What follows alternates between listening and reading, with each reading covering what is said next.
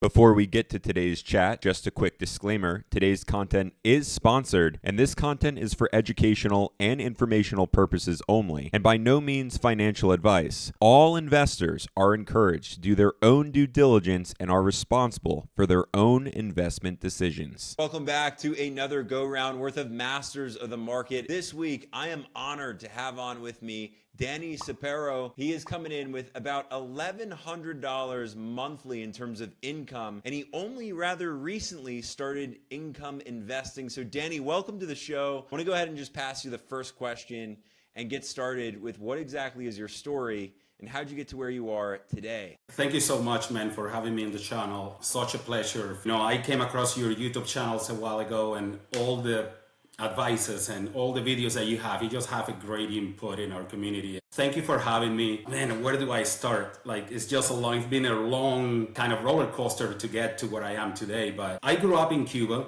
For you people that don't know, Cuba doesn't have anything like credit card. Even back there, now it's a little bit more developed. But even back there is no such a thing as credit card, debit card, investing, getting a loan at the bank. So it was a lot of, I remember my family, my parents, they were both teachers and working in the education system, making pretty much the same money that everybody make down there working for the government. And I remember my parents will get paid cash once a month by the government. So you have this amount of cash that is not a lot, and you have to make it last for the month. And even now I go back and I talk to my sister, and it's like, how do they make it work?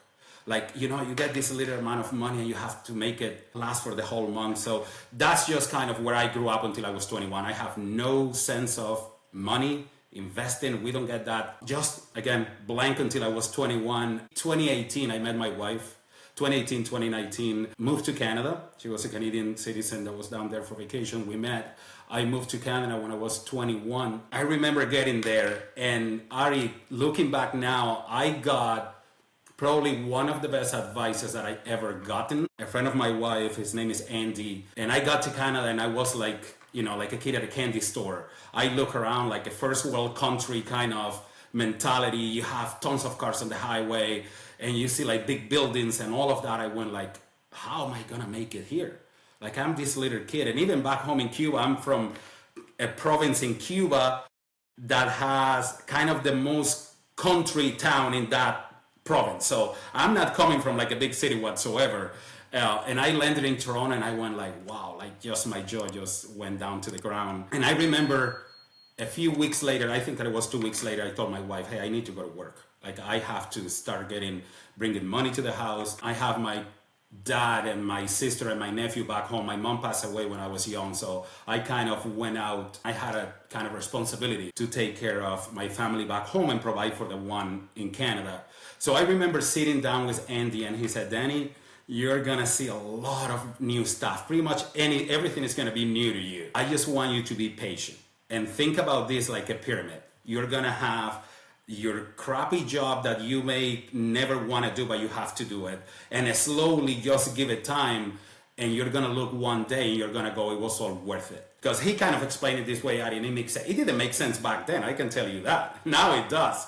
But I remember he told me, Danny, if I were to, a friend of yours, friend of the family, if I were to be a manager at a company and I will give you this kind of higher paying job as soon as you landed in Canada and you lost it a year later from now, there is nowhere to fall down all the way to the bottom. So there is no steps in between. I said, all right, well, maybe this guy knows what he's talking about, my mentality back then. So today, I still think about that advice that I got in 2005. And I started working for a temporary agency. This is January of 2005. I left Cuba 2 weeks earlier, 27 Celsius above zero, sweating in, every day. And I landed in minus 15 Celsius in Canada. So I went oh my God. As mentioned, today's video is sponsored by BetterHelp. So just a quick second in shouting them out. Investing in the stock market can honestly feel incredibly daunting at times. You're trying to make smart decisions. You're trying to manage risk, ignore the noise. And on top of all of that, your emotions are constantly involved. When the markets are down, stress tends to creep creep in. When the markets are up, the pressure's on not to mess it up. And if you're not careful, that mental weight can really follow you way outside of your portfolio. What's actually really helped me as an investor is building small, consistent habits. For me, that's been slowing down my decision making, checking in with how I'm feeling before actually reacting, and separating short-term emotions from longer-term goals. Those habits didn't change everything at once, but over time made a really big difference. And honestly, therapy works the exact same way. It's not a quick fix, it's a steady habit that gives you space to understand your patterns, manage your stress better, and think more clearly, especially when life or the markets feel overwhelming. BetterHelp is a sponsor that I trust because it makes starting therapy feel a lot more approachable. You simply fill out a questionnaire and they match you with a licensed therapist based on your preferences and their experience, often in just a couple of days. And if not the right fit, you can swap out the therapist anytime at no extra cost. If you're going to level up this year as an investor, it really starts with managing your emotions and taking better care of your mental side, not just your financial one. This is a perfect place to start. Click the link in the description below or go to my link there on the screen, betterhelp.com/Gutman, to get 10% off your first month of therapy. I'll have that link again here on the screen or in the link down in the description. And I remember the day that I told my wife, hey, I need to go to work. She went like, are you sure? Just give it a little bit longer and just wait. I guess that in her mind was like, if these guys go start working on the snow and this and that, he's just gonna go back home. So I said, no, hey, let's go, let's do it. I remember I signed up for a temporary agency. This agency will call you today for tomorrow and tell you, hey, I have this job tomorrow. You wanna do it? And it's like, yes. So I never said no, let's go and do it. I remember the first job I had doing that was working for picking up the garbage and recycling on the truck, like the garbage truck. Getting paid $8 an hour, getting up at 4 a.m., going to the corner of the street kind of, and there was a community van that agency had, picking everybody who didn't have cars, didn't drive. And I did that for a few months. I remember the one time that I kind of got shaken off, I did an overnight shift at a factory doing like acid watch all the machines in that factory. And I remember taking a break like at 3 a.m. and he's like, man, what am I doing? Is this as hard as a first world country is? Like everybody goes online and they put their beautiful life and pictures on the beach and this and that. And but you know what? I went like, let's go back at it. I jumped on it. And then until, slowly I did other jobs through that temporary agency until I got my first full-time job. And that was the first time that I was facing kind of investing opportunities that I totally passed on, and you're gonna know why in a minute. I got my first full-time work with like benefits and all that, working for a shipyard. These big cargo ships, they will come into the bay, we will get them off the water, and we will have to sandblast the shell of the boat and then paint them. And again, you're working on minus 20, 30 degrees Celsius by the lake. And when I signed that contract, they called me and say, hey, Danny, do you want to contribute to the RRSPs? For us, for Americans here, RRSPs, Ari, you have had a lot of Canadians in your channel, so it's kind of the equivalent of the 401k. And they said, do you want to contribute to it? And I went like, no. My priority now is making money and saving money. And the guy went like, are you sure? Like, you get a match. And he's like, what do you mean by a match? Yeah, you put $20 and we put $20, so you end up with 40. And I said, no, it's all good, man. Like, I remember it was an older guy that I became friends with, the one that was doing that kind of work in the office.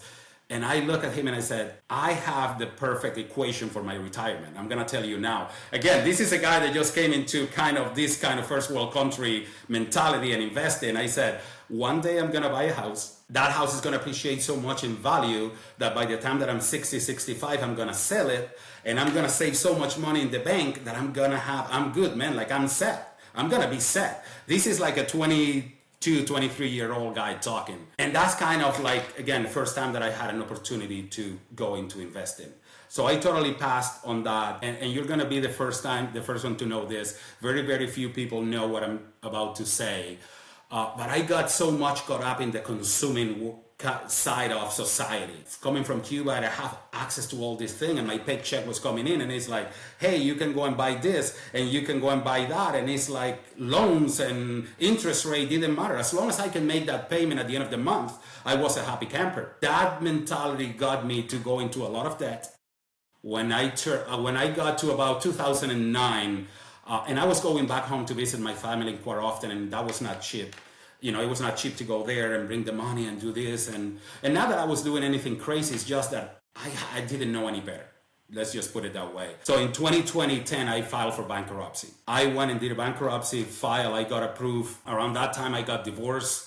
Nothing that have to do with the financials of this stuff. Then in late 2009, I met my wife now. We have been together ever since. And that's what I went into. Now I'm meeting a new, I'm having a girlfriend and I'm filing for bankruptcy. So it couldn't start any better. I can tell you that. Her and I we talk it through, and it's like, hey, let's do it.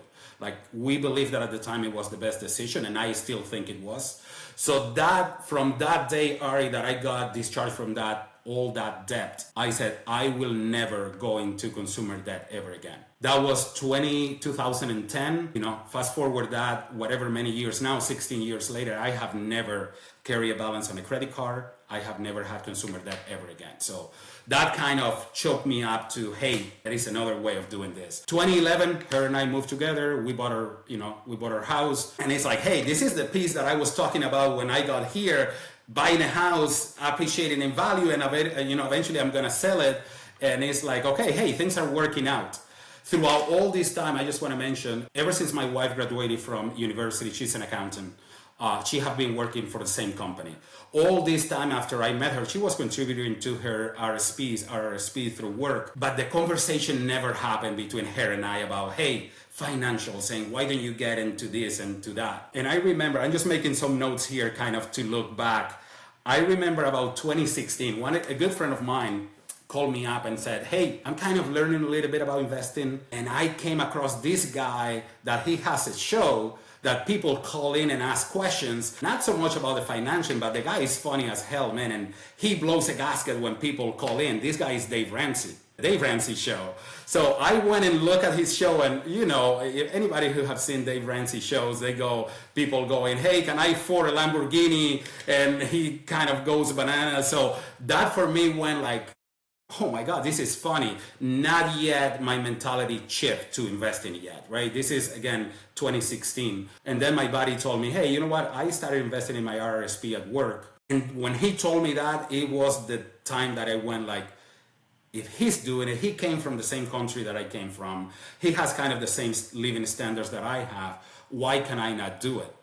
And I went from that phone call. I remember, I can look back and see I was kind of going out for a walk, specific spot that I was at that time. I got home and I told my wife, hey, I want to start investing in an RSP. At that time, Ari, in 2008, 2009, I got my trucking license, so I started driving a truck, bought my own truck, and I did that for 10 years. So at that time, I had my own kind of small business, being contracted to a company, driving a truck. Money was coming in, the money was good. All the bills were getting paid, no credit card debt. Everything was kind of, just like a standard middle class family. And I went home and I told my wife, I want to start investing in an RSP because I didn't get a match because I was self-employed. You will go to the bank, at least in Canada, you will go to the bank and you can open kind of a solo 401k for what I understand here in the US. And I remember sitting down with the lady, my wife and the lady said, all right, so what is your investor profile? What do you want to invest in? And it's like, well, I don't know. You tell me. That's what I'm here for. And I remember her saying, okay, we're gonna do a quiz, and at the end of that quiz, I am gonna know exactly what you need to be invested in. And she goes, what is your risk management? Are you low, medium, or high? And it's like, well, I would like to protect my capital, the money that I put in, but that's my main concern. I want to protect that capital. Whatever happened after is, if it's a little bit, I'm happy. If it's too much, I'll be over the moon, and that was the quiz. Like, it's like now looking back to what I do now, I went like, oh my God, man, So anyhow, we sat down, we put like a plan in action. She was going to put me in some kind of mutual funds that I have no idea what was invested in. And I had to put in, that was through my banking. So I will, open my online banking and see that account there. I just put in how much money I want to put in. And I remember that I was doing about $50 every 2 weeks. That was it. No mentality about investing. I knew that I was doing the right thing. That was on the sidelines. Never worry about, am I doing good? Am I doing bad? Obviously, I would look once in a while and I see that was a little bit bigger every month, but nothing that caught my attention. Just before COVID hit, I always wanted to get back to the hot weather, man.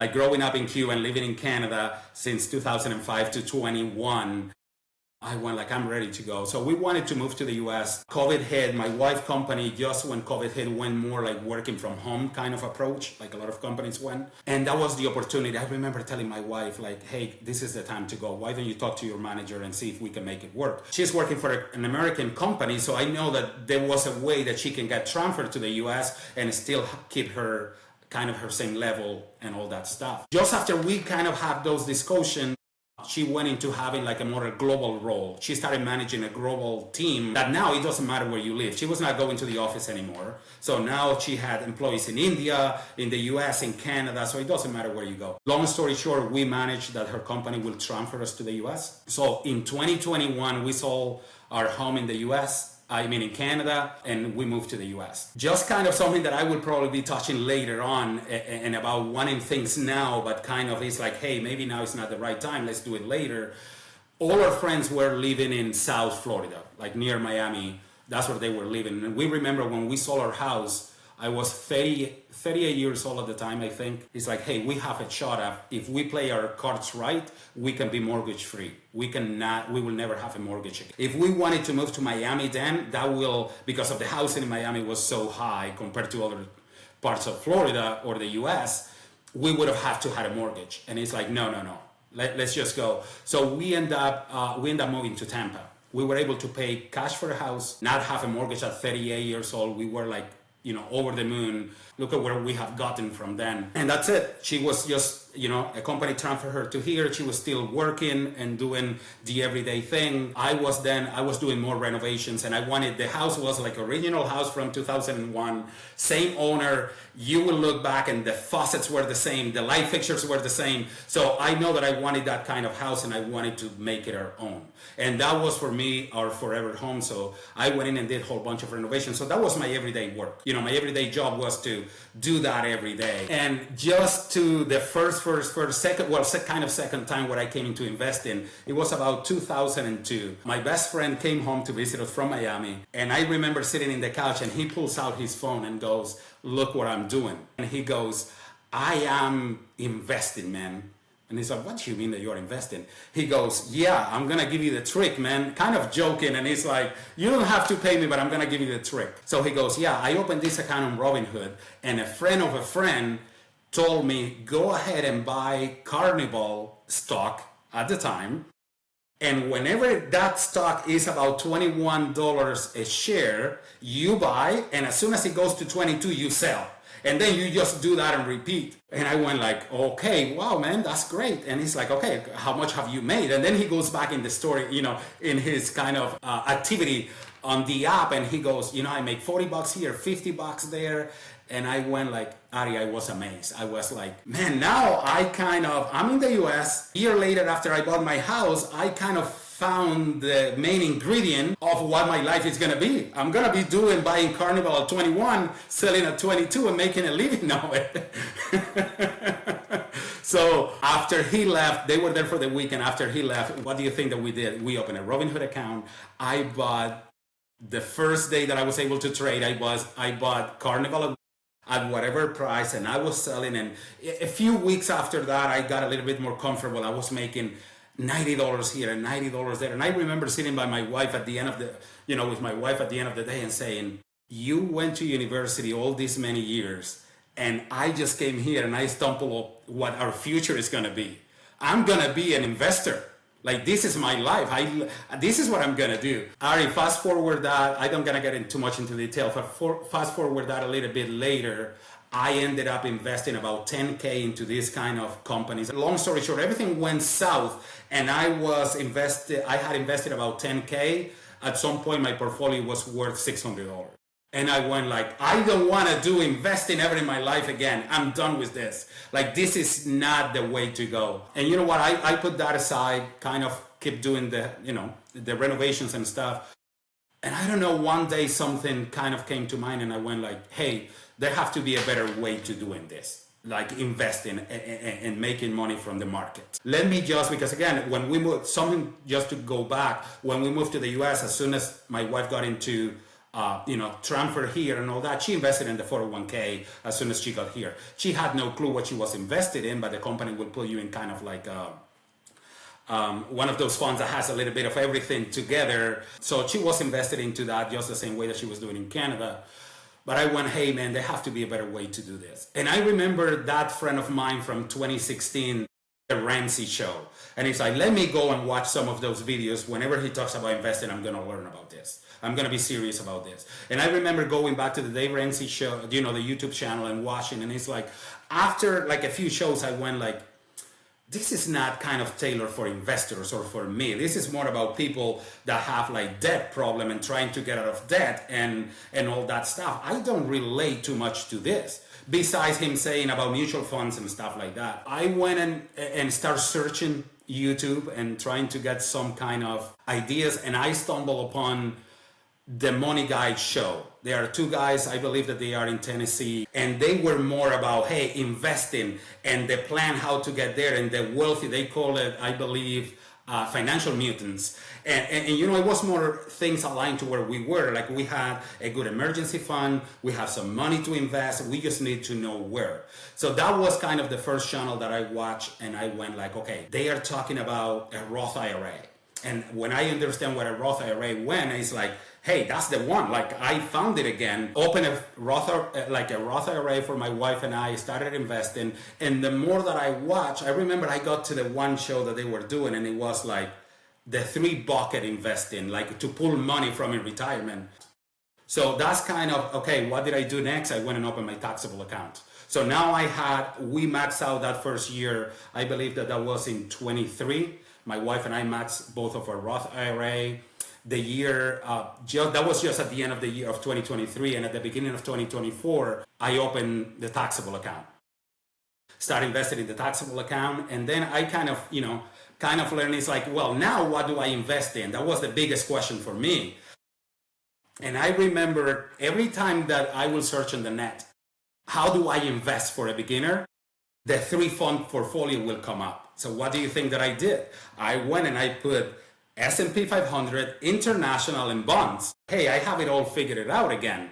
So I went and kind of did the same percentage allocation that they were kind of saying for somebody my age. And that's kind of where I got to the point of understanding a little bit more investing, and how slowly that's how you are gonna get to eventually good financials and good retirement, compared to that Robinhood app that conversation that I had with my friends, trying to think that I'm gonna be the next Warren Buffett by selling and buying Carnival. In 2023, I started working the job that I have right now. As soon as I had the 401k available, I had to wait 3 months as soon as when I joined the company. And ever since, I've been maxing my 401k, our HSA, and our Roth 401k. So I know that I've been talking a lot, but that's kind of where I started in Cuba as a 21 years old with no mentality about investing, to now having, like a 6-figure portfolio that I'm super proud of. I look back and it's like,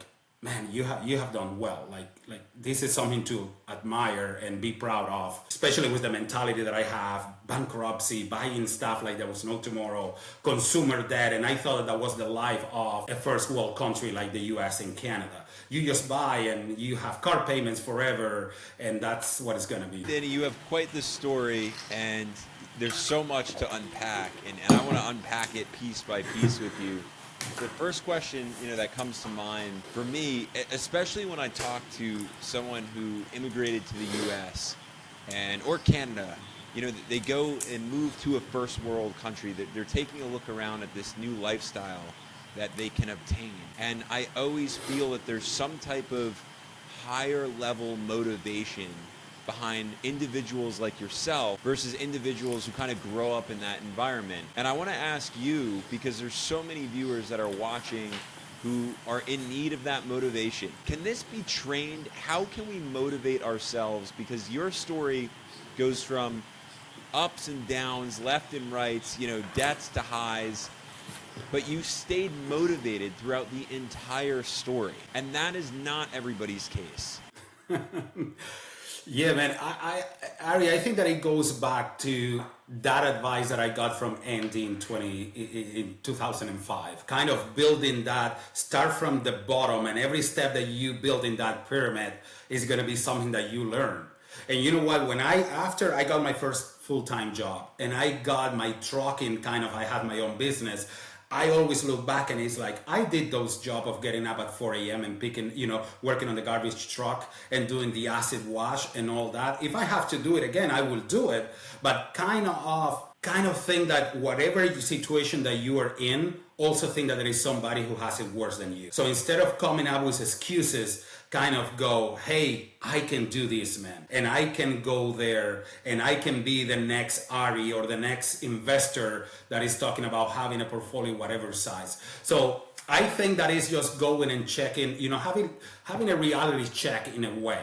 Now, for us immigrant, I think that is a little bit different just because we grew up with so little. And again, like I said, man, I look back and I have had those talks with my sister when my mom and dad were getting that few pesos, that's the currency in Cuba, from the government. And I'm sure that there were times there that my sister and I,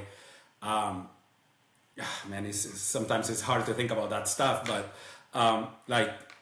I'm sure that my dad and mom went without eating some piece of meat because my sister and I will have it. I kind of know what is struggling. I'm not this kind of that I woke up one day and having like a 6-figure portfolio that I can be proud of. So for us immigrants, we kind of have a lot of similar stories where we came from, the countries that we came from. So I will say, just look into the mirror and say, you can do this. If you're looking at this interview and you're seeing, hey, this guy from Cuba came to where he is now, I can definitely do this, man. Like again, we especially now that we are in this era that we have so much information at our fingertips. If you follow kind of the right channels, you can have so much information, man, that you don't have to do the mistakes that I did. You don't have to go through what I did. So to answer your question, I will go and say, kind of go and believe in yourself instead of saying and being like a Debbie Downer and go, oh no, I'm never gonna be able to make it because of what I make or because of the situation that I'm in. Do you think that you are in a worse situation than I was growing up in a third world country with no hope whatsoever? No, I'm sure that you didn't. Go and have a reality check and go and say, yes, I can do it. It's a habit, man. The more that I think about being financial freedom and investing, is more mental than it is spreadsheet and numbers and stuff. So just kind of keeping that positive mind. And I think that goes, Ari, also with the mentality of the person, right? I have seen your show with Ryan on the deep end, and you guys set goal and you stand by it, and even, hey, I'm gonna make it. I don't know what it's gonna take, but I'm gonna make it. If you go, oh, I don't know if I'm gonna get there. If I get there, fine. If I don't, whatever. That's the mentality that is gonna keep you kind of without reaching that next step in that pyramid and going to the next and going to the next. So that's what I will say. Believe in yourself. Think that you can do it, and yeah, it is possible, man. It is possible. Danny, I want to circle back to something that I think is incredibly important that you had shared, which is the reality check. For everybody out there watching, brace yourselves. Danny, I'm going to put you in the hot seat here.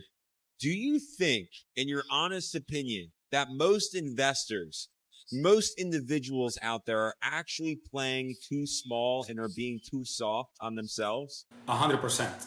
100%. And all of those people that can come up with excuses of, hey, I cannot do it. Like, hey, somebody needs to go to school or have like an MIT certificate to do this. No, you don't. And I will say, Ari, look back at people like, for example, me, or a lot of people that you have had in your show, that we came from nothing. It's not that we stumble upon like, hey, hundreds of thousands of dollars and now you just need to maintain that. We got here brick by brick, building kind of this pyramid that I have been talking about. So that reality check, it needs to happen. Look at yourself in the mirror and go, I can do this, and I'm gonna do it, and I'm gonna make it.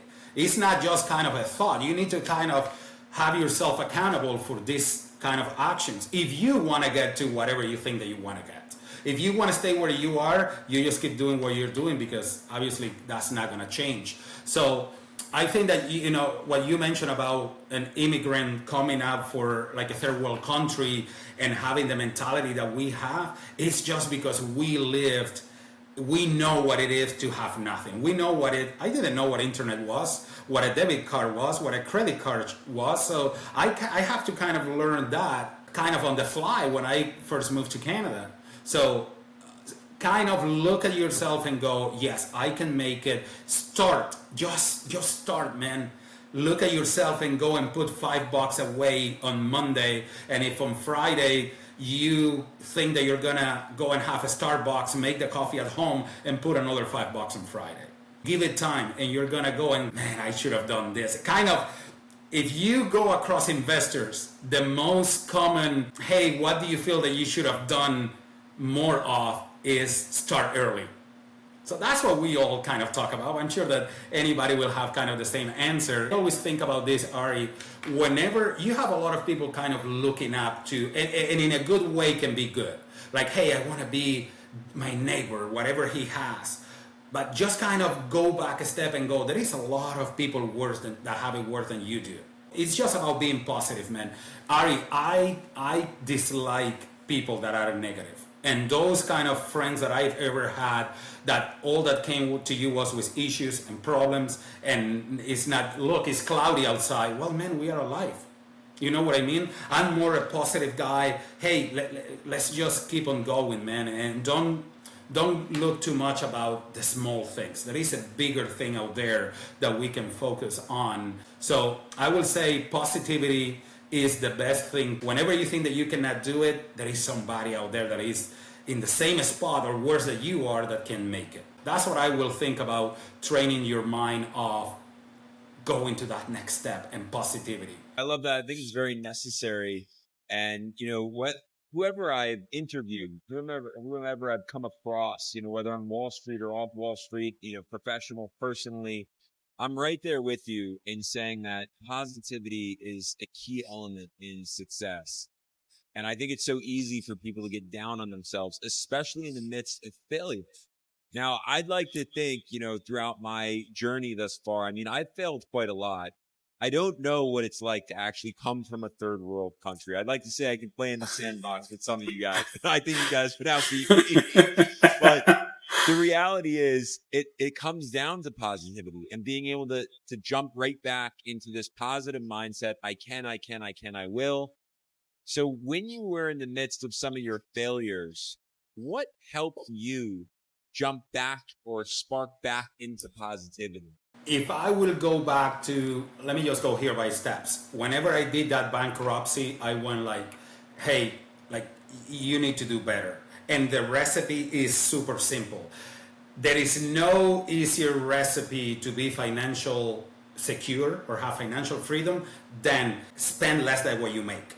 If you go to, hey, you can go and people can go out there and build a company and they have the mentality of being super smart, but not many people apply the, hey, you need to live beyond your means kind of thing. So whenever I did the bankruptcy and I started to, when my wife and I bought that house in 2001, that was the first thing that I will not go back there. I lived it already. I know what it is. All that stuff that I bought there the one thing that actually made me happy were all those trips that I went back home to see my family. Besides there, all the cars that I swapped and all the things that I did, none of that mattered to me. So when I got to that point, I learned that I'm not going back there. More to the investing side, when I got to the Robin Hood episode with my friend of, hey, I'm gonna make a quick buck kind of thing. It's like, no, there have to be a better way. So what did I do? I went there and kind of learned it.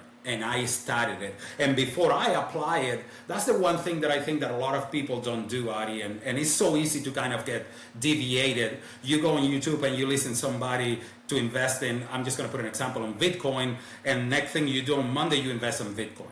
So what I'll do, if I go and hear something that makes sense to me, I'll go to somebody else that now at this point, I kind of know who the people that I want to listen to are. And if you kind of have the same mentality, it's like, okay, well, that makes sense. Now let me go to the numbers and let me look at a chart and let me see if this makes sense. So for me, it's like, yes, I made the mistakes. I know that there is a better way. And not because you made a mistake, you can consider yourself a failure. Because, hey, there is nothing better than making that mistake. And again, going back to that pyramid step, I was already there. I'm not going back there again. So I will say there is usually a better way, and kind of also think when it's too good to be true is because it is. Go back, do your due diligence, I will say, before you just jump into things. That's the way that I have kind of came back from what I think are big mistakes that I have made in my life. To the point now that it's like, hey, there is so many mistakes that I'm still gonna make, But those big mistakes, there's no way that I'm going back there. Because I lived every single day, every single month of being up to credit card debt and not being able to make it and calling the bank and why don't we do a consolidation loan? And it's like, okay, and there's no way that I'm going back there. Again, going back to that mentality change in, hey, that's the old you. Now there is the new you, and there is always, room to improve. And just make sure who you pick that you want to listen to. That's another thing that are in this DNA is so easy to have so many people come in and tell you whatever they want to tell you, whatever they are getting paid to tell you. That is so easy to go left or right instead of just keeping what I call my kind of horse visors. And it's like, I'm in my lane. I just avoid every noise that is out there. I think that's arguably some of the strongest fuel that you can add to a fire is actually what you keep repeating, which is, I'm not going back there. And I think it's 100% true. If you hit a rock bottom of some sort, what that bottom feels like. You're not going to go back there. You're going to do whatever you can to remain for however far you've gotten. Now, based on how far you've come to the 6-figure now portfolio, $1,100 in income monthly, this is easily a massive success from where you started. And if you were to go back in time and whisper, Danny, into your ear to that younger version of you, how would you recommend that Danny start? Yeah, the first thing that I will tell myself, like I mentioned a while ago, is start. I would have started way earlier than what I did. Again, to go back to having what we have here in the U.S. from 2021 to now, besides the house paid for that we have the money from Canada, is like a big thing. Now, I will tell myself, start early. That's what I would have. The first thing, like, you should have started way early. The other thing that I will tell myself is like, this is like a slow kind of, turtle rabbit race. Like, go back and go, and you don't have to have this tomorrow. There is time, like things come into time, and whenever they come into place, you're going to appreciate it a little bit more. So that's the two things that I will say. I'm going to sound like a broken record, but we have so many resources today that if you make a lot of those mistakes, you are the only one that is going to be accountable for. So if you go back and you are starting today, like a 20-year-old, a 30-year-old, or even a 42-year-old like I am today, it's like there are so many resources there, man, that it will cut all that struggles that maybe you and I went through, and you have it now. One of the things that I always talk about, Ari, with my friends and everybody else, is like investing is more mentally than anything else. It's so easy to go and open Blossom and go and see, hey, Palantir, Nvidia is up. I made 35% last year when the S&P in 2025 returned like about 17%. But I'm happy with that 17%. Like, you know what I mean? Just kind of whatever makes you happy, whatever makes you sleep at night. Ignore the noise, stay in your lane. Slowly but surely, you are going to come ahead of all those people that maybe had 35% one year. The next year, they was the Robin Hood friend of mine that we kind of lost it all. There is a way to be wealthy, to have a better wealth and a better retirement and a better freedom in investment. And it is that slowly but surely. Having you mentioned Blossom, by the way, to everyone listening, Danny's entire portfolio is transparently shared on Blossom. It's up to date. Go check it out. You're going to get each and every stock he holds with its portfolio. But Danny, talk to us a little bit now about that portfolio of yours. Give us like the top 3 holdings, and let's get into how you chosen the stocks that are in your portfolio. Going back to that kind of meeting that I have in Canada, Ari, about my RRSPs, that I was like, hey, what is your risk tolerance? Low, medium, or high? Now, that's the other thing that I want to mention. It's so easy to go and do this yourself. You don't need to pay somebody a percentage of your portfolio for somebody to go and kind of make it sound that they are like an MIT graduate to do this. So that is so easy these days to go and do this yourself. So the top, I kind of have a note here. So my portfolio right now is kind of broken into the S&P 500. 60% of that is in the S&P. The next category that I have is growth funds. I'm gonna get to that in a minute. Then I get to my income kind of part of the portfolio that I started. That's kind of the latest that I started just in like between August and October, November kind of thing. I hold only one individual stock, which is J&J. I'll get to that in a little bit. And then a little bit of Bitcoin through a cover call ETF, but I like to kind of put that aside as kind of my Bitcoin. So S&P 500. If I were today and you tell me, Danny, tell me one Warren Buffett 25 punch that you can put on a card for the rest of your life. If you tell me that I have only one, I will tell you the S&P. I believe that I can just be the market. I don't want to beat the market. I don't want to be under the market. By me being the market, I'm fine, right? That's my personal preference. So today, all of my 401k, for all of you that, obviously know what a 401k, and most of your audience will know, we have kind of limited funds of what we can invest in. So if you have a S&P 500 total market index in your 401k, you're kind of golden. That's what I did. I put 100% of my 401k is in the S&P. 100% of my wife 401k is the S&P again, and the HSA that we have is all in the S&P. So the S&P is always kind of in our portfolio is going to kind of run off away ahead of everybody else, just because of we max out those 3 accounts every year, so there is a bigger contribution room and all of that stuff. The other thing that the next one in is the growth fund. I have been maxing the Roth IRA every year. So there, 100% of our portfolio in both of our Roth IRAs, the technology fund. So my mentality when in my 401k, I don't have too many options. So the S&P it is, and I would have done the S&P there.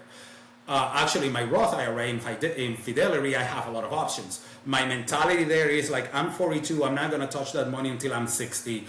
I want that account to grow as much as I can before I kind of convert. And the good thing about the Roth IRA, like you guys all know, and if you don't know it, you can grow that to millions of dollars, and when you sell it, there are no taxes triggered.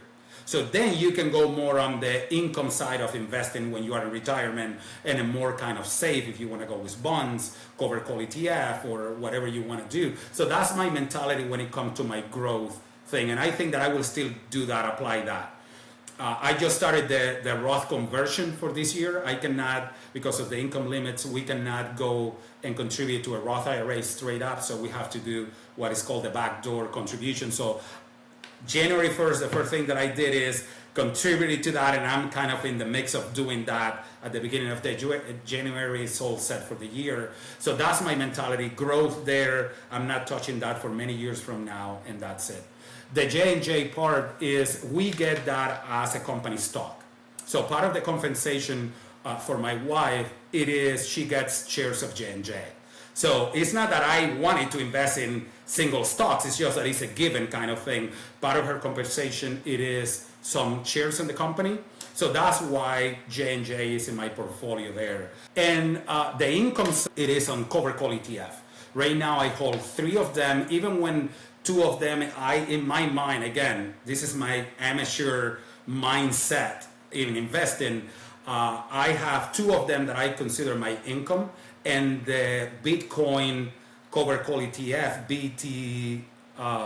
BTCI from NEOS, is the one that I have kind of covered in Bitcoin. So that's kind of already the breakdown of where that, kind of, if you put my portfolio in 2% allocation, where do I have them? Given your age, you do have a couple decades there to go before the ripe old age of retirement. Although you've learned a lot of lessons with individual holdings previously, why not, in your position now, build some positions in your portfolio that are completely 100% individual stocks? Oh man, I did that, and I'm gonna get that in a minute. I actually went there. Like pretty much a lot of stuff that I have talked about is like, hey, I did it. I went that route at some point, and for the best of it, in my opinion, I'm out of them. Whenever I start, when I opened Ari my first in 2023, I believe 2022, 2023, my Roth IRA, and I start putting the 3-fund portfolio. A little bit later, I went into like, okay, maybe individual stocks. I hear you guys talking like you should have a foundation of ETF, and then you can build a layer of individual stocks. So I remember watching you and Ryan, and after you, when I started watching your channel, you have a lot of single stocks in your portfolio. You deviated from them, but Ryan stayed into the single company stock portfolio. And I went like, hey, this may work. Let me give it a shot. Let me see let me have a flavor. And just going a little bit ahead of this, there is nothing better for me when I have lived something. Like when I tell you, hey, don't run, you're gonna fall. What do you know? How do you know that I'm gonna fall? But if I felt, hey, I know that I felt. I looking back, and I went and I took a little bit of my portfolio, and I went, I'm gonna go the single stocks. Let me see what should I invest in.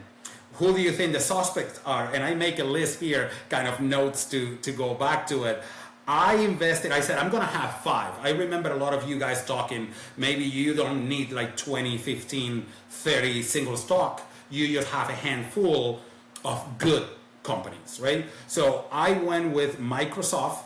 I had Google, I had Visa, I had the Altria Group, and I had Realty Income. So in my mind, I was like, I have every part coming. Microsoft is not going anywhere time soon. Like Google and Amazon and Microsoft are like, they are not going anywhere. I hear you guys talking about Visa. Credit cards are not going anywhere anytime soon. And Altria has the highest yield, I believe.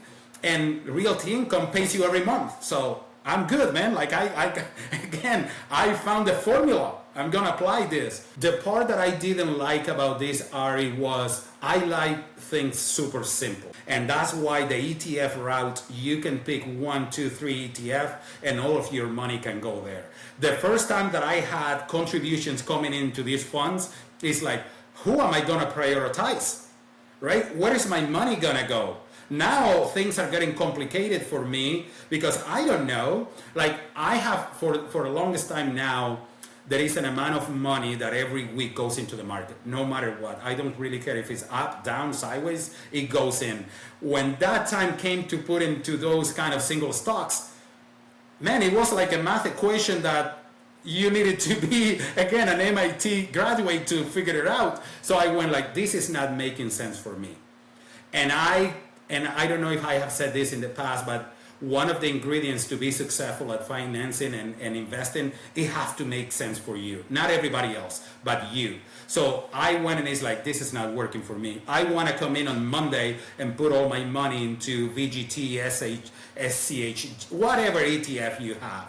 But I cannot come here and sit, what is Microsoft today? What is Apple? What is this? No. So I went ahead, Ari, sell all of those. I don't think that I will own a single stock again. I never say never, but my mentality today, ETF all the way, whichever route you want to do, value, growth, the market with the S&P, or go in whatever route you want to go. I appreciate the humble approach. I think the last two holdings that you spoke about, Altria Group and Realty Income, is probably Ryan's portfolio. Mine's definitely at this point much more growth oriented. But here begs the question for you, because you do have quite a bit of time, like I said, to go.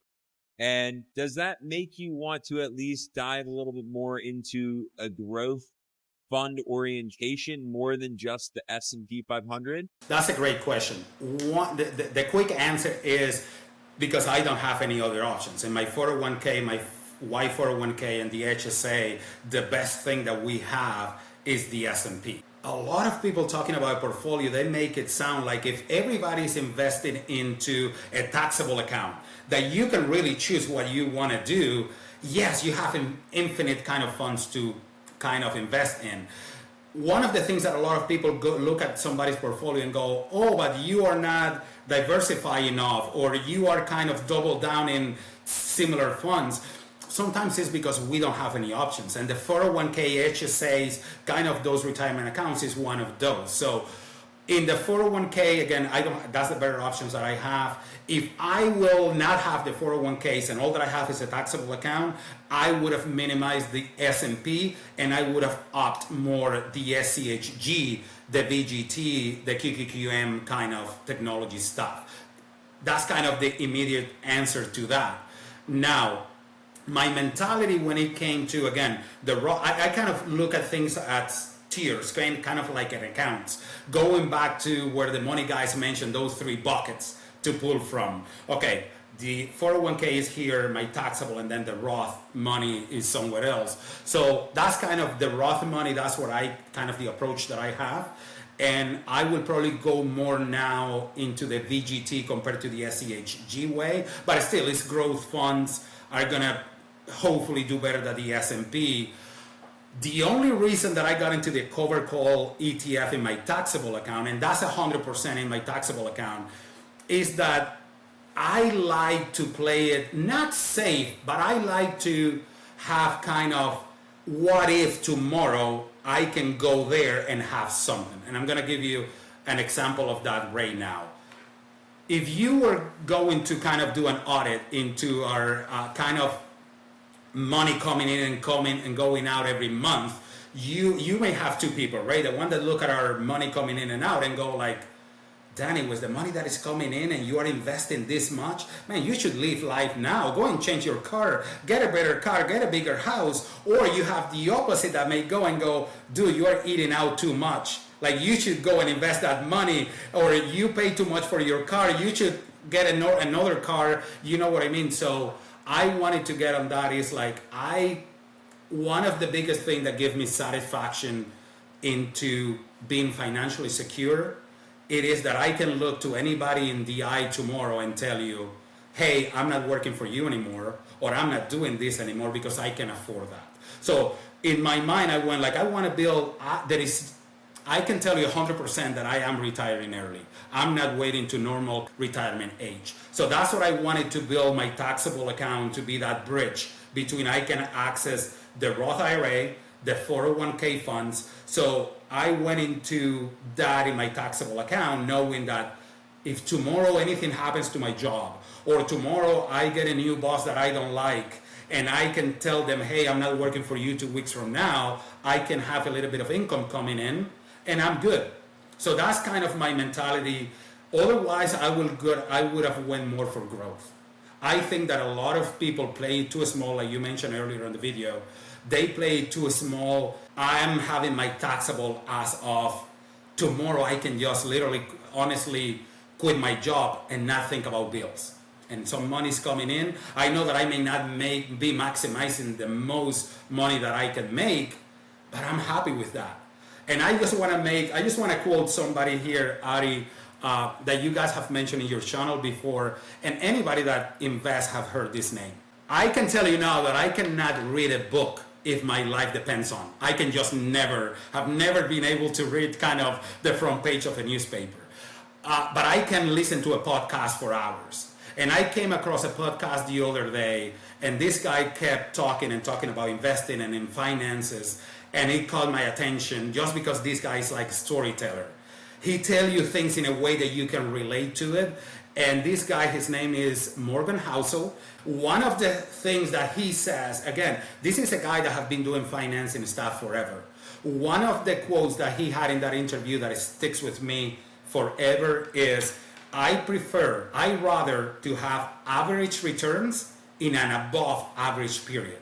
thinking like, hey, if I have the S&P giving me back whatever 12%, 10, 11, 12% a year, but what I want to do is leave that thing alone for many, many years. That's the equation that a lot of people do not have, and they want to go like, I want to be rich tomorrow, right? So just to answer your question, yes, I would have, if I will have kind of all taxable money, I would be more into the growth, play a little bit larger than I will normally do under the circumstances of the accounts that I hold. You had to narrow down the most common mistake that investors are making. Would it be that they're playing too small, or do you think there's a different common mistake that's out there? Playing in too small is one of them, but for me, the biggest mistake that I can see that I did, it was getting in and out of funds, man. Try to get that strategy, as early as you can. I'm gonna tell you something that happens to me last year. So at the end of the year, we do like a statement of like, hey, where are we at the end of 2025, or rather at the beginning of 2026 compared to the beginning of 2025? Kind of like a statement, right? And I went ahead and I have been tracking my cover call ETF, what I buy at, how much I bought it, how much income I have been getting from them. But the one thing that I was never tracking is those individual stocks that I held at some point. Ari, whenever I started putting those things on a spreadsheet, I went like, dude, you have been buying and selling more than you should have. And that, I think, is the biggest mistake. Again, going back to try to come into your strategy as soon as you can and leave it alone, man. Just leave it. Do not touch it. I came across the other day of a podcast, and they were talking about the statistics that I think Fidelity came out with. People that have died, have never touched their investment accounts in whatever many years. Those are the ones that are outperforming everybody else. And there is not a secret recipe there. It's just that they had no choice. It was just left alone. So I believe the biggest mistake is people jumping in. The next hot thing comes up. I kind of have FOMO for that, so I don't want to miss out on that. And then you jump back and forth. So when I look at all those Excel spreadsheet lines, Ari, I went like, dude, what have you been doing?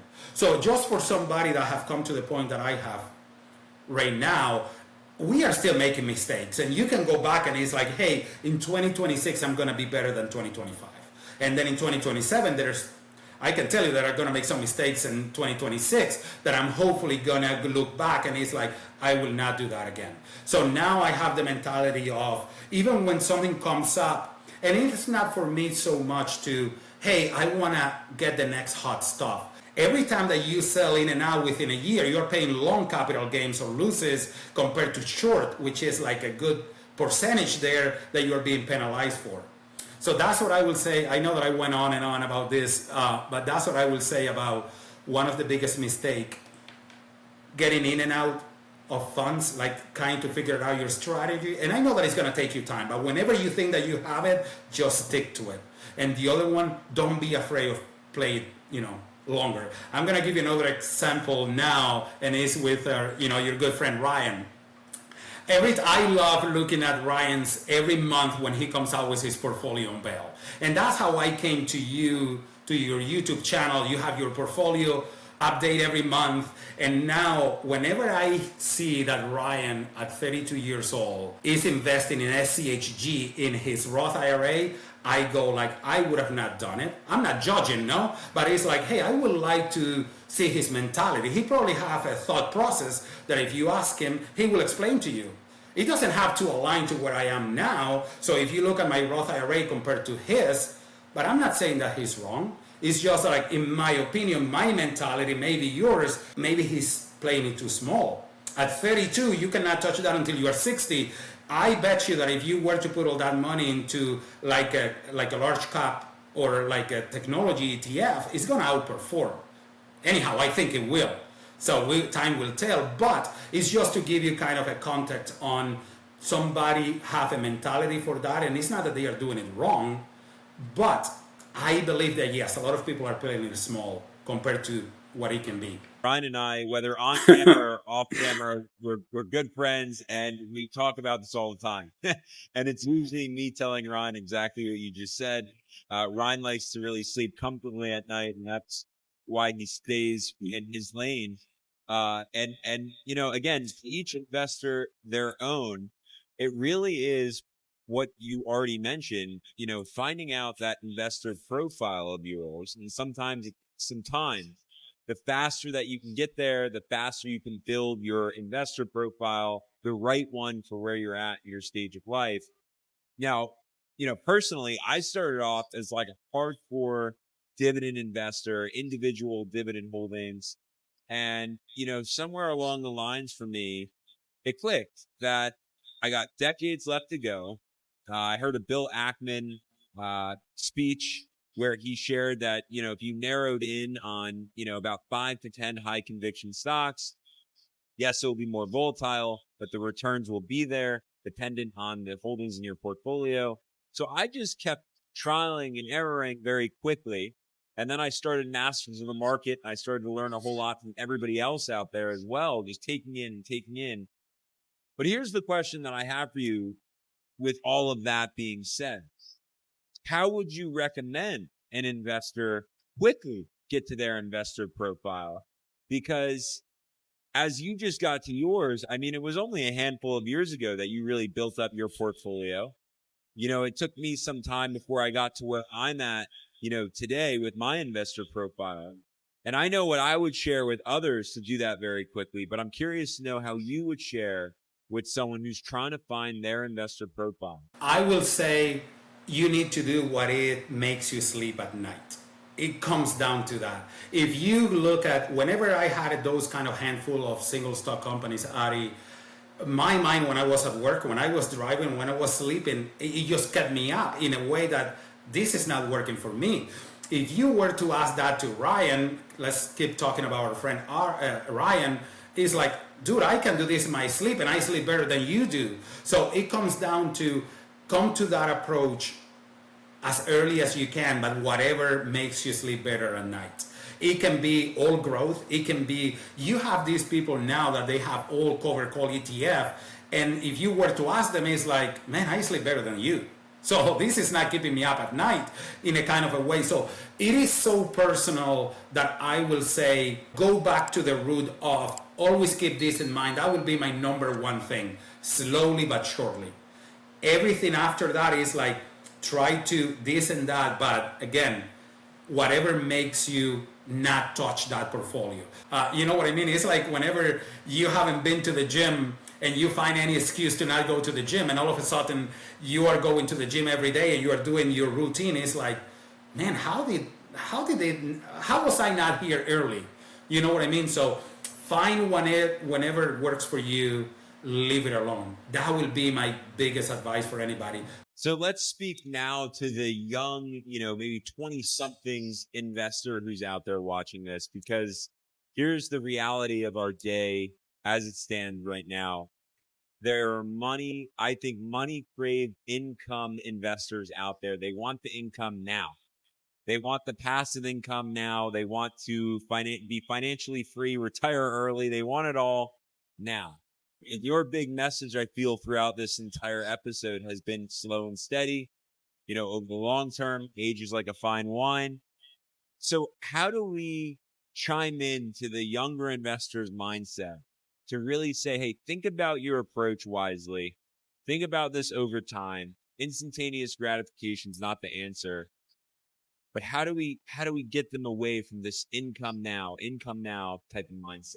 I always say this, Ari. I have never been a person that, even when I talk to my friends or anybody, I tell you should do this. I always go, if you come to me for an advice, I will say, if I was in your shoes, I will do this. So if Danny was at 20 years old today, I will load up the boat with growth today. I don't really care about cover call ETF. I don't want to see dividend stocks now. I just want to have one fund that you put a lot of money into today and just let it ride.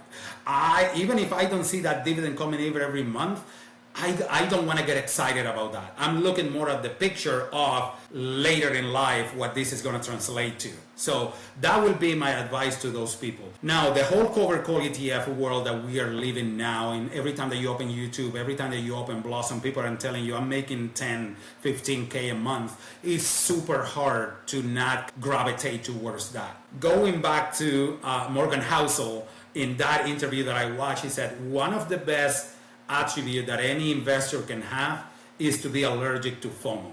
Don't have FOMO when it comes to investing. Don't think that you're missing out now.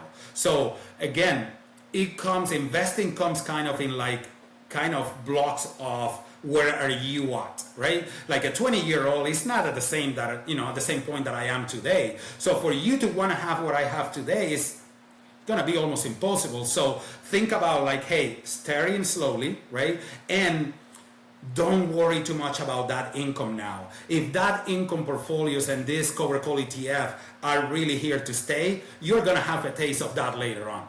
But this is not the time to have the taste for that. That's my opinion, right? That's the way that I think. And again, even for me, when I went into the cover call ETF kind of world in my taxable account, when I knew that I wanted to do it, I remember watching this guy, and you had it in your channel before, Adriano in Canada. This guy, if you will look at his portfolio, and he's, I think, 100% cover call ETF, you may look into our conversation and go, what are you guys talking about?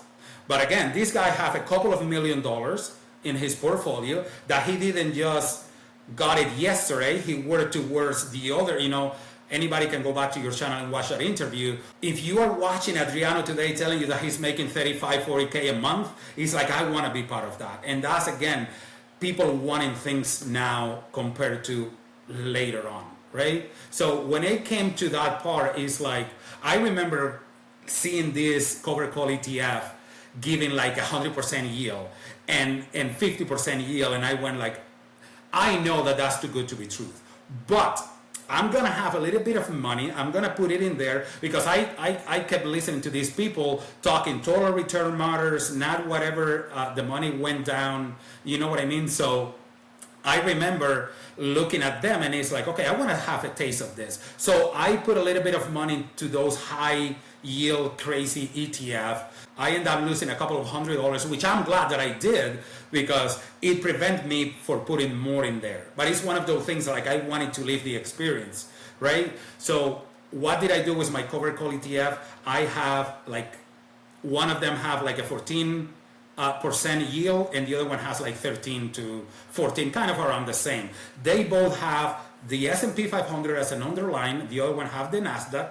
So I think that that's more kind of conservative way to go compared to those high yield. And I don't get crazy thinking about, if I would have had all this into this crazy yield, I'd be happy, because no. Again, going back to that pyramid, brick by brick, step by step. So I know that it's going to take me longer to get that income that I would want to be in, but again, that's for later Danny. 20-year-old Danny will not do the cover call ETF. So that's what I will do. And again, man, it hasn't been easier today to people wanted things yesterday, not even today. And I'm gonna tell you a quick story that I mentioned earlier. When I wanted to move from Canada and I wanted to come to Miami, I wanted to be mortgage free. But I know that I couldn't do Miami yet. What did I do? We went to Tampa. I renovated that house. From 2021 to 2024, it appreciated in value from all the renovations that I did. We were able to sell in Tampa and buy in Miami and still be mortgage free. So it took me 3 extra years to get to where I wanted to be, but it makes sense. I knew that was the right way to go. So, and again, it's so individual. And I have been thinking about this, Ari. There was a conversation that you have with Ryan, and that kind of stuck with me. And if you and I will go to buy a car today, let me give you this example. If you and I will go and buy a car today, I have a wife, I have 2 kids, I do renovations every other weekend or so. I may go into the dealership and I may come out with a Chevy Tahoe, and you may come out with a Corvette. It doesn't mean that your car is better than mine. It's that, hey, you may be a 20-year-old, a 30-year-old, single, maybe with a girlfriend. Why do I want a big 7-seater car? Reality check where you are compared to where you want to be. Danny, it's 2026 at this point. We're at the fresh start of the new year. What we see year in and year out, at the beginning for everybody, are these crazy, audacious goals. Some people try to hit them. Some people miss. Some people give up. Whatever it may be for all those watching, it's because it's the beginning of the new year. What is some financial motivation that you can close us out with on this episode that can help propel us through a successful 2026? What would be some of your final words here for us for motivation? Man, motivation to me, I'm going to tell you a quick story that kind of is probably one of the proudest moments that I have had as a dad yet. A couple of weeks ago, I have a 12-year-old daughter and a 9-year-old son. My daughter came into the room and I watched investing day in and day out. The topic of the conversation between my wife and I is a lot that have to do with investing compared to anything else, right? My daughter Ari came to me, 12 years old, and say, "Dad, I want to invest." And I went like, all right. I was doing something in the kitchen and I went, all right, we can talk about that later. And I went like, let me give it a couple of days to see if she comes back to it. You know, a few days later, she comes to me and he's like, "Dad, remember I told you I want to invest." And he's like, "Let's go and sit." I had a chat with her, Ari. I was like pretty much holding up tears. And it's like, hey, I you know, at 12-year-old, she's seeing what I didn't see until I was in my late 30s. And she went, "Yeah, I want to invest." It's like, okay, sit here. I'm going to give you like my amateur kind of advice of what investing is like. And slowly but surely, you know, talking about ETF, a basket of stocks compared to like if you put all your money into your mom's company and we lose it all, blah, blah, blah. And she goes, "Okay, I'm ready to go." She came out, she asked me questions. I look at my son that he was playing video games over there and he's like, "Hey, are you up for it again?" And he goes, "Yes, let's do it." He doesn't have too much interest, but at least he just wanted to follow her big sister. The next day, I go to see my daughter, getting her ready for school, and she hands me $300. And she goes, "I'm ready to invest." And I go, "Okay, let's do this." I go and open a custodial account for them. And I said, "I'm going to tell you this. Every time that you give me money, I'm going to be like a 401k match. I'm going to match your contribution, and we're going to put it there for you." And I remember that day, Ari, I went out and put out like investment calculators. And I show her, "Look, if you put only $100 now, when you are, let's say 20, that you have a full-time job, or 17, look at 60 what you can have. But you don't have to wait until 60. If at 40 you don't like your job, chances are that you're gonna have enough money that you can go and tell your boss, "I'm not coming on Monday." So kind of that, and she looked at those numbers and she went like, "Oh wow," right? And it's like, I told her, the best thing that you have in your side for any investor is time. Forget about how much money you put in. That's obviously the more you put, the more you have. But time, you cannot have time. I wish that I have that time back. So we set up her account. She gave me $300. I put $300. $600 went into the market.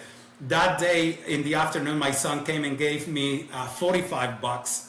I put 90 into the market. So now they are in. January comes in. I told them, "Hey, new month. Do you have any money to give me?"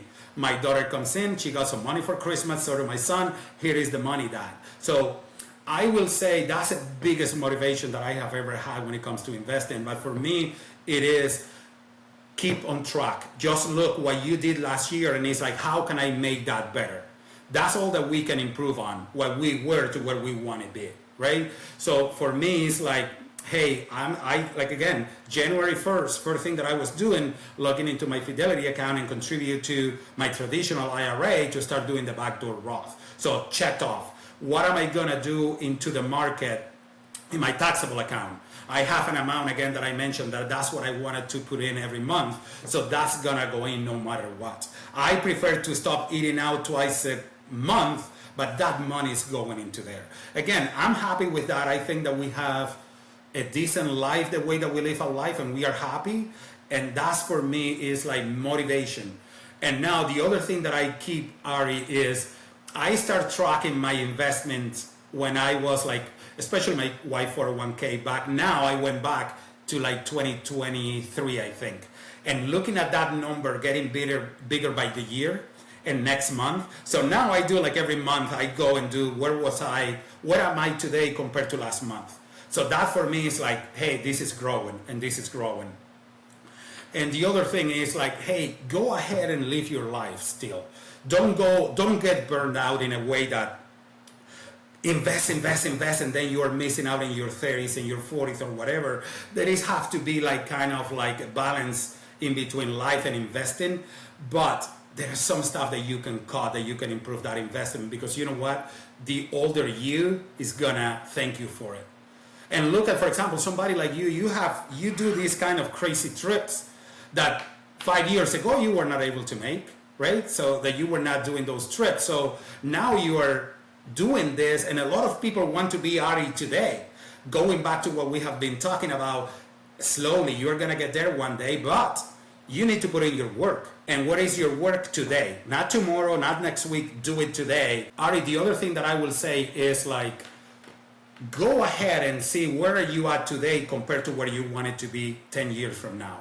Do one of those calculations that how much money, now I can tell you that the biggest movement in my portfolio is the money that I already have in there. It's not the one that I'm putting in. That's just kind of fueling the kind of the flame, right? So now when you get to a sizable portfolio, they do the heavy lifting for you. Danny, I want to thank you for joining me on Masters of Market. Of course, the kind words. Investors, like I said, Danny's entire portfolio is available, transparently shared entirely on Blossom.